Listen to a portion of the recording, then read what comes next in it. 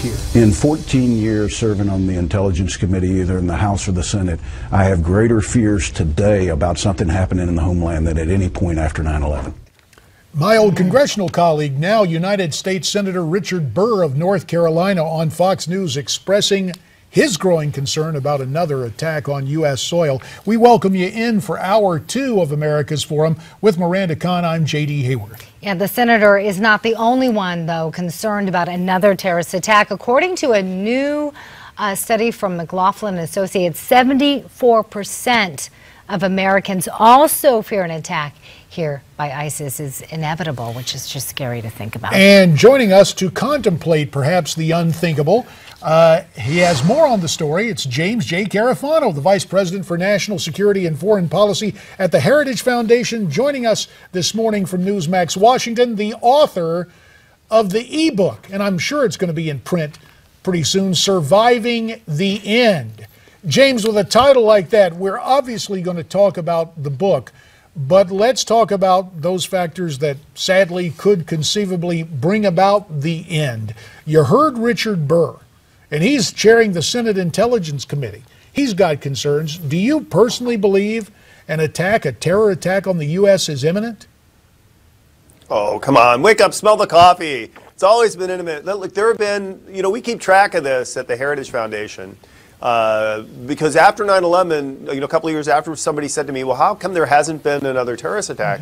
So I said, well, I don't know. So we started tracking, well, people have been trying, and at the time, though nobody noticed, there had been 11 plots aimed at the United States since 9/11 that just none of them have come to fruition. Since then, we've actually had terrorist attacks on U.S. soil, including the attack at Fort Hood and the Boston bombing. So if you count those and ones that have been foiled, there have been at least, that we know of, this is just the unclassified information, at least 63 Islamist-inspired terrorist plots that have been aimed at killing people on American soil since 9/11. So when somebody comes to me and says, well, the terrorists are trying to get us, I was like, dude, they have never stopped.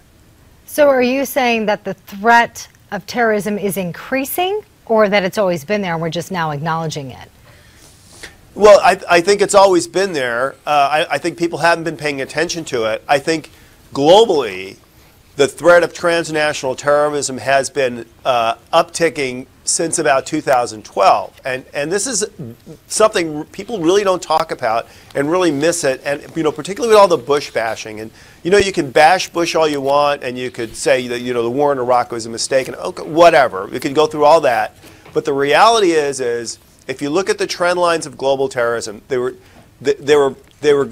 rising up under Clinton because we just weren't paying attention to the threat that bin Laden represented and that organizational structure that was putting together.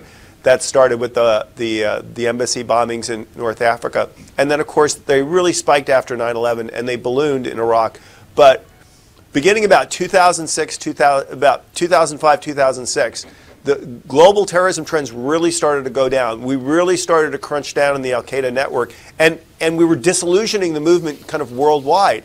And that trend was going down, and then what happened is we dramatically shifted counterterrorism strategy under President Obama in about 2010, 2011, and we started to see that creep back up. So the reality is the global terrorist threat today, the infrastructure, the activity that's out there, is higher than it was when the president came in office, and I largely attribute that to the policies that America put into place. I don't think ISIS would be running around the Middle East today if we'd made smarter decisions in 2011 and 2012. About a minute and a half remains in this segment, Jim, so let me ask you about the White House approach. At the big summit to combat violent extremism yesterday, the president said the world should address the grievances of these groups. Addressing grievances, is that a way to fight terrorism?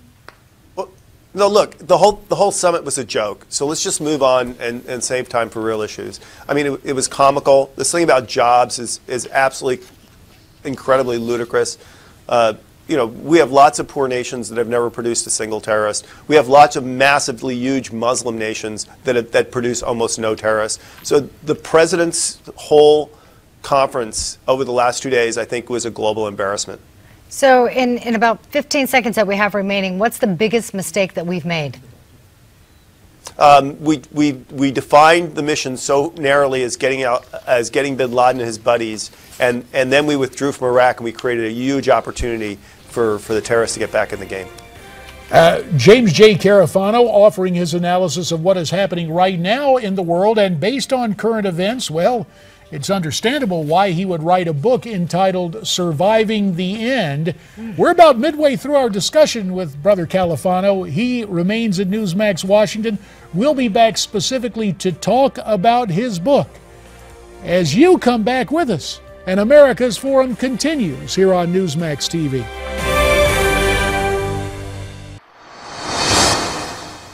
Alongside Miranda Kahn, J.D. Hayworth back with you on America's Forum. Also back with us, James J. Carafano to continue the conversation. Jim is the Vice President for National Security and Foreign Policy at the Heritage Foundation. Joins us this morning from Newsmax Washington. We note, as we mentioned earlier, that Jim is also the author of Surviving the End. That's the name of his book, and we'll begin to talk about the book right now. You know, Jim, a lot of people deride the so-called survivalists as we're dealing with terror attacks, cyber attacks, natural disasters. What are some common sense steps that everybody should take, and are the survivalists onto something? Yeah. Well, I mean, and that's what this book is for. It's really for everyday Americans. I actually think preppers and homesteaders and survivalists, those are really more about lifestyle choices, which there's fine. I mean, you know, do what you want, and there's a lot of very productive and useful things, and I think it's fulfilling, but I don't think that's the answer for everyday Americans, and that's who this book is really for. So it talks about terrorism and all other kinds of really dreadful things. But look, terrorism is a good example. Your odds of being killed by a terrorist are 1 in 20 million. Your odds of being struck by an asteroid are 1 in 700,000. But that doesn't necessarily mean you don't want to pay attention to these things, because some Americans are killed by terrorists. And more importantly, the kinds of things that everyday Americans would do to take care of themselves are going to be useful for all kinds of things, not just for the high-end stuff, and for all kinds of public safety. Terrorism is a good example. One of the things that all Americans should worry about in the workplace is what's called active shooters, somebody taking a gun, bringing it into the workplace and shooting people. That's just going to happen.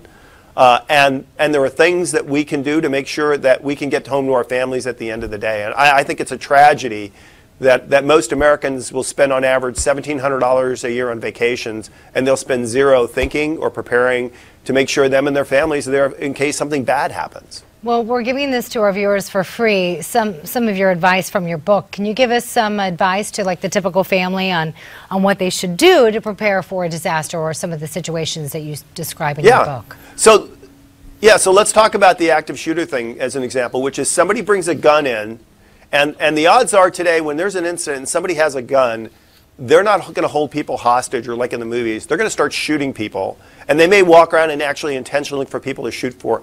And what do you do when that happens? What do you do when you hear a gunshot? And there's basically three responses. You run away, you hide, or you fight back.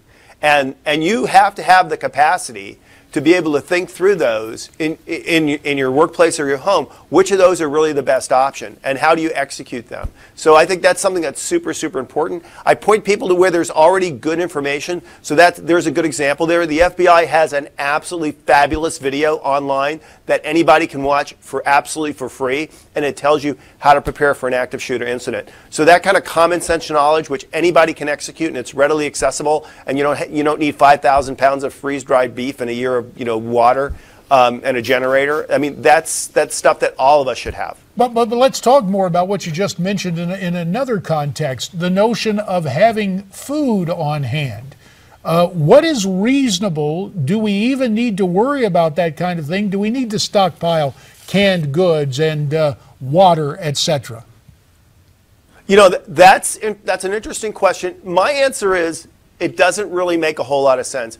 When you stockpile food and medical supplies, those things expire, and so a lot of it just goes wasted. What I found is I went through and I did an analysis of all the things that people said you should have in a disaster, and what you find is that 99.9% of them are already in the average American home.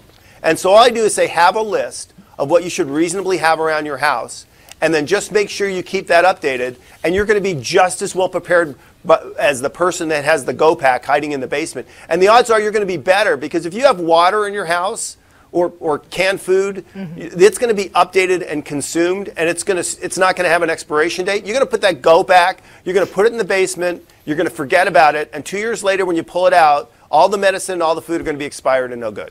All right, let's go from food to, you write about in your book Cyber Pearl Harbor. Can you tell us what that's all about, with cybercrime being like a huge issue, especially in the last year and a half? Got about a minute, Jim. Right.